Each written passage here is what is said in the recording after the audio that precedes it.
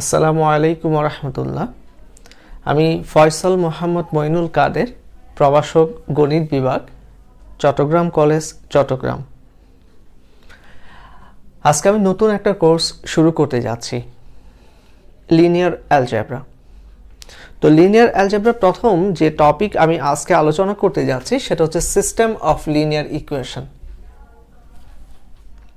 তাহলে আমাকে আগে বুঝতে হবে যে সিস্টেম অফ লিনিয়ার ইকুয়েশনটা কি। আমরা একটা উদাহরণ খেয়াল করি। যেমন দেখো, এই এক্সাম্পলটা খেয়াল করো। এখানে কয়টা সমীকরণ? তিনটা সমীকরণ। কয়টা চলক? তিনটা চলক, এক্স, ওয়াই, জেড। চলকগুলো পাওয়ার কেমন? সবগুলো হচ্ছে একঘাত বিশিষ্ট। এইরকম সমীকরণগুলোকে বলা হয় একসাথে সিস্টেম অফ লিনিয়ার ইকুয়েশন। তার মানে কি হলে সিস্টেম অফ লিনিয়ার ইকুয়েশন হয়?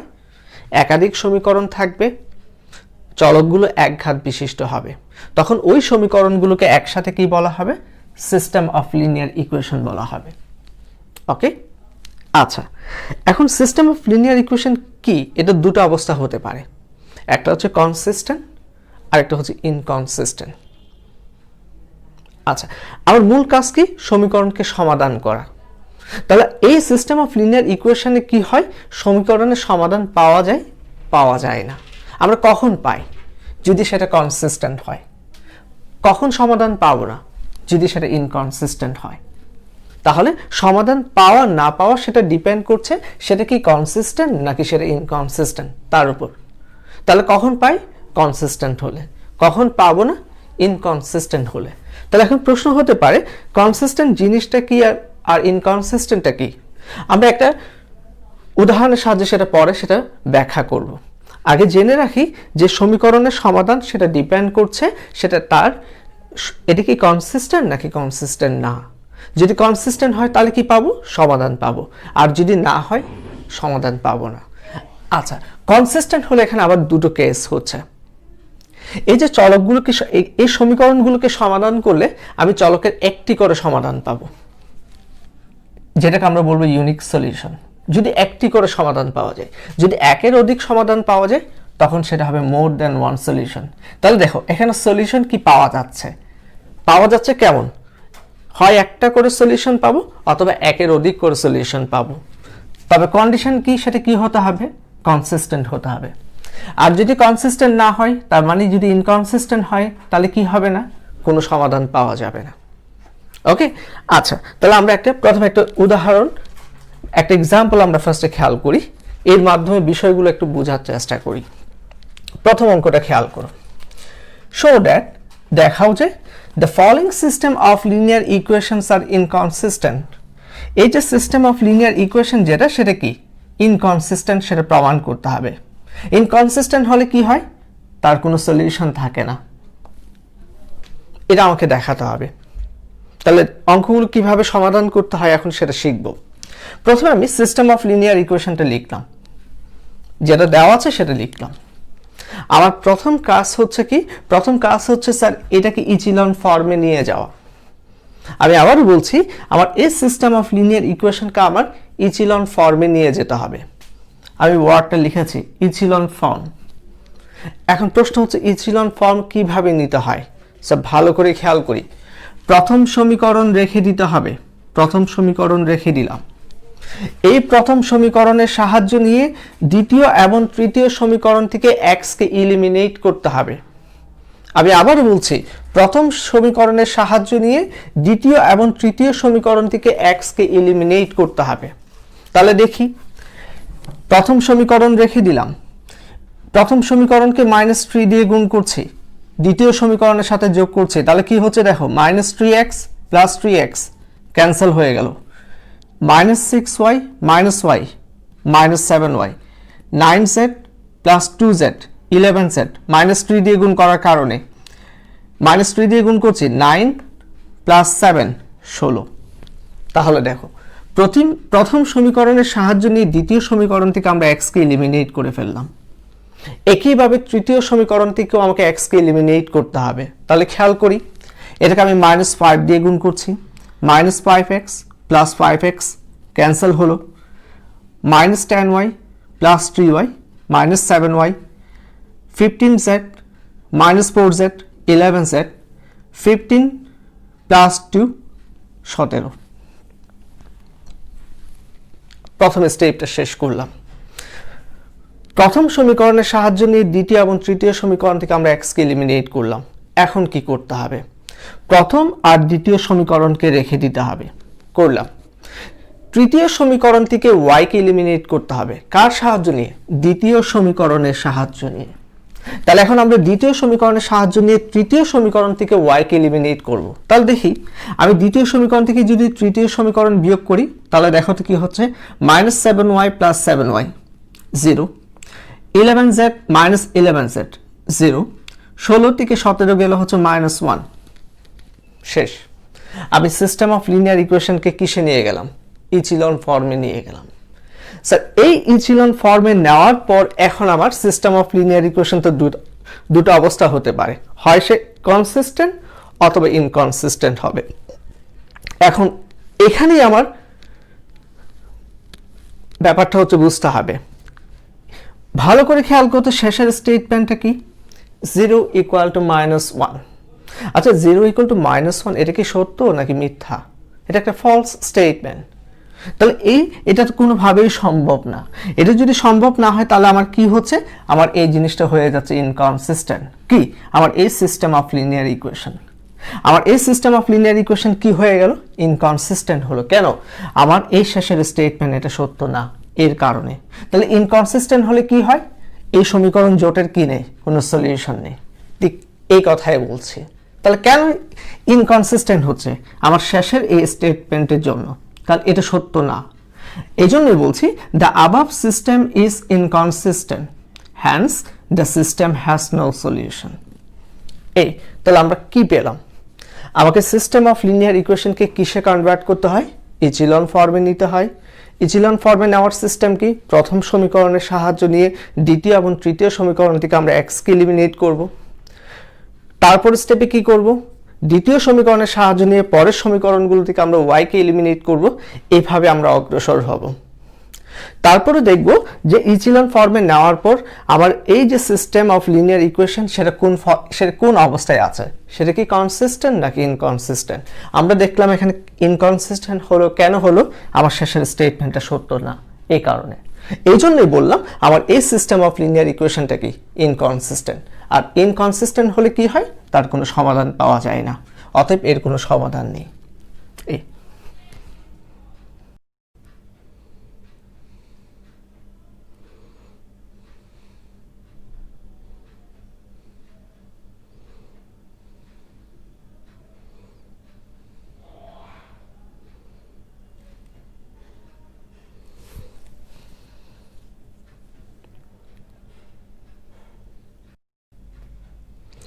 এখন আমরা আরেকটা সমস্যা নিয়ে কাজ করব। আচ্ছা দেখি প্রশ্নটা কি চাচ্ছে। Show that the following system of linear equations has a solution. বলা হচ্ছে নিচে যে সিস্টেম অফ লিনিয়ার ইকুয়েশন আছে তার কি আছে? তার একটা সমাধান আছে। হ্যাজ এ সলিউশন, একটা সমাধান আছে, এবং সেই সমাধান কি করতে হবে? তোমাকে বের করতে হবে। আচ্ছা আমরা কি জানি? আমরা জানি সমাধান কখন পাওয়া যায়? যদি সিস্টেম অফ লিনিয়ার ইকুয়েশন কি হয়? কনসিস্টেন্ট হয়। তা কনসিস্টেন্ট সেটা পরীক্ষা করার নিয়মটা কি? প্রথমে সিস্টেম অফ লিনিয়ার ইকুয়েশনকে ইচিলন ফর্মে নিয়ে যেতে হবে। নিয়ে যাওয়ার পর সবগুলো স্টেটমেন্ট যদি কারেক্ট হয় তখন আমাকে বুঝতে হবে আমার সেটা কনসিস্টেন্ট। আর যদি কোনো একটা স্টেটমেন্ট যদি ফলস চলে আসে তাহলে সেটা হবে ইনকনসিস্টেন্ট। তাহলে কনসিস্টেন্ট হলে আবার দুটো কেস হয়, আমি একটা সলিউশন পাবো অথবা একাধিক সলিউশন পাবো। আচ্ছা আমরা দেখি, আমরা স্টেপ বাই স্টেপ অগ্রসর হই, তারপরে আমরা আমাদের আনসারগুলো খুঁজে বের করার চেষ্টা করব। প্রথমে খেয়াল করো এখানে তিনটা সমীকরণ, তিনটি চলক, প্রত্যেকটা চলকের পাওয়ার হচ্ছে 1। তাহলে এটা হচ্ছে সিস্টেম অফ লিনিয়ার ইকুয়েশন। প্রথমে আমি সিস্টেম অফ লিনিয়ার ইকুয়েশনকে লিখলাম। আমার প্রথম কাজটা কি হবে? ইচিলন ফর্মে নিয়ে যাওয়া। তাহলে আমি প্রথম সমীকরণ রেখে দিলাম। প্রথম সমীকরণের সাহায্য নিয়ে দ্বিতীয় এবং তৃতীয় সমীকরণ থেকে আমরা x কে এলিমিনেট করব। আচ্ছা দেখি, এটাকে আমি -3 দিয়ে গুণ করছি, এটাকে আমি 2 দিয়ে গুণ করছি, তারপর যোগ করছি। তাহলে খেয়াল করো -6x প্লাস 6x ক্যান্সেল হয়ে গেল। আমি দ্বিতীয় সারিতে কাজটা করছি, কিন্তু আমি -3 দিয়ে গুণ করছি, -3y প্লাস 4y মানে হলো y, -3 দিয়ে গুণ করাটা এটা হচ্ছে 6z আর এখানে হচ্ছে 4z, তাহলে হলো 10z। -3 দিয়ে গুণ করছি -30 আর এখানে 2 দিয়ে গুণ করা হচ্ছে +2 -28। তাহলে আমার দ্বিতীয় সারি আমি লিখে ফেললাম। তার দ্বিতীয় সারিতে আমার এক্সটা ইলিমিনেট হয়ে গেল। এখন এই তৃতীয় সারিটিকে আমাকে এক্সকে ইলিমিনেট করতে হবে কার সাহায্য নিয়ে? প্রথম সারির সাহায্য নিয়ে। তাহলে করি, এটাকে আমি -5 দিয়ে গুণ করছি, এটাকে আমি 2 দিয়ে গুণ করছি, তারপর এর সাথে যোগ করছি। এটা আমি তৃতীয় সারিতে কাজটা করছি। তাহলে খেয়াল করে কি হয়, -10x plus 10x cancel, -5y plus 8y তার মানে কত? 3y। -5 দিয়ে গুণ করা হচ্ছে 5 2 10 প্লাস হয়ে গেল 10z প্লাস 6z মানে 16z। 5 দিয়ে গুণ হচ্ছে -5 -50 আর এখানে 2 দিয়ে গুণ হচ্ছে +8, -50 প্লাস 8 মানে হচ্ছে -42 করলাম। তাহলে আমার প্রথম স্টেপটা হয়ে গেল। প্রথম স্টেপে দেখো দ্বিতীয় এবং তৃতীয় সমীকরণ থেকে আমার এক্সটা ইলিমিনেট হয়ে গেল। এর পরের স্টেপ কি? প্রথম আর দ্বিতীয় সমীকরণ রেখে দাও, রেখে দিলাম। দ্বিতীয় সমীকরণের সাহায্য নিয়ে পরের সমীকরণ থেকে y কে বাদ দিয়ে দাও। তাহলে দেখো আমি এই দ্বিতীয় সমীকরণের সাহায্য নিচ্ছি, পরের সমীকরণ থেকে আমি y কে বাদ দিতে চাচ্ছি। তাহলে কি করতে হবে? এটাকে আমি -3 দিয়ে গুণ করছি, এর সাথে যোগ করছি। তাহলে দেখো -3y plus 3y cancel, -30z plus 16z -14z। এটা 3 দিয়ে গুণ হচ্ছে -3 দিয়ে, তাহলে 3 28 84 আর এখানে কি হচ্ছে? এর সাথে যোগ হচ্ছে, তাহলে দেখো 84 -42 মানে হচ্ছে 42। শেষ। তাহলে আমার কি হয়ে গেল? আমার ইচিলন ফর্মে আমি নিয়ে গেলাম। তাহলে দেখো তো ইচিলন ফর্মে নেওয়ার পর কোন স্টেটমেন্ট কি ফলস এসছে? আসেনি। তাহলে এটা কি কনসিস্টেন্ট নাকি ইনকনসিস্টেন্ট? কনসিস্টেন্ট। এখন প্রশ্ন হচ্ছে সলিউশন কি একটা না একাধিক, সেটা কিভাবে বুঝবো? এবারে খেয়াল করি, আমার চলক কয়টা? 3টা। সমীকরণ কয়টা? 3টা। তাহলে 3টা চলক 3টা সমীকরণ। চলক আর সমীকরণের সংখ্যা যখন সমান হবে তখন ওই সমীকরণে কেবল একটা সমাধান পাওয়া যাবে। আমি আবার বলছি, ইচিলন ফর্মে নেওয়ার পর চলক আর সমীকরণের সংখ্যা যদি সমান হয় তাহলে ওই সমীকরণে কেবল একটা সমাধান পাবো। তাহলে দেখি সমাধানটা কি হচ্ছে। তাহলে আমি এই কথা বলছি, the above system is consistent.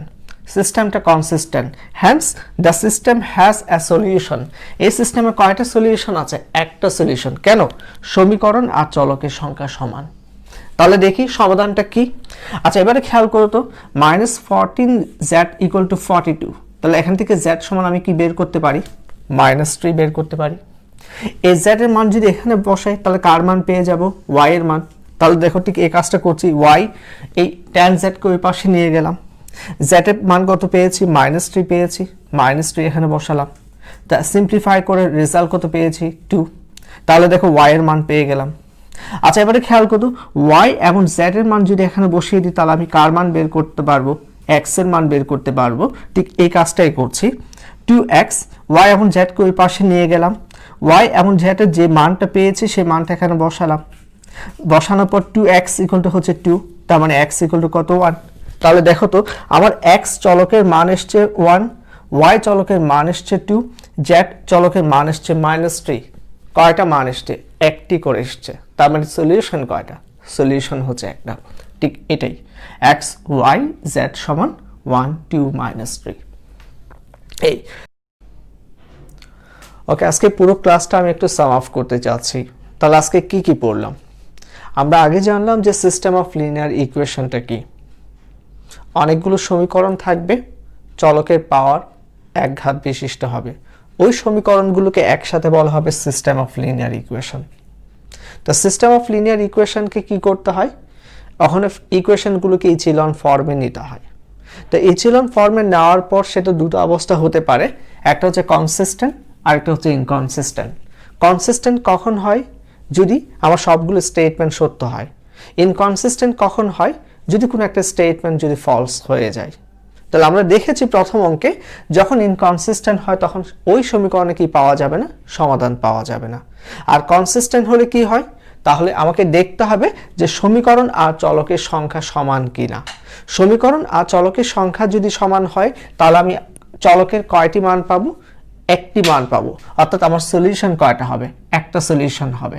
এই কারণে এটাকে বলা হচ্ছে ইউনিক সলিউশন। একটি মান পাওয়া যাবে। তাহলে পরের ক্লাসে আমরা দেখব যে কখন একাধিক সলিউশন হয়। এই টপিক আমরা পরের ক্লাসে ইনশাআল্লাহ শিখব। তাহলে আজকে এই পর্যন্ত রাখলাম। তা পরের ক্লাসে ইনশাআল্লাহ দেখা হবে। সে পর্যন্ত তোমরা অনেক ভালো থেকো। আল্লাহ হাফেজ। আসসালামু আলাইকুম রহমতুল্লাহ।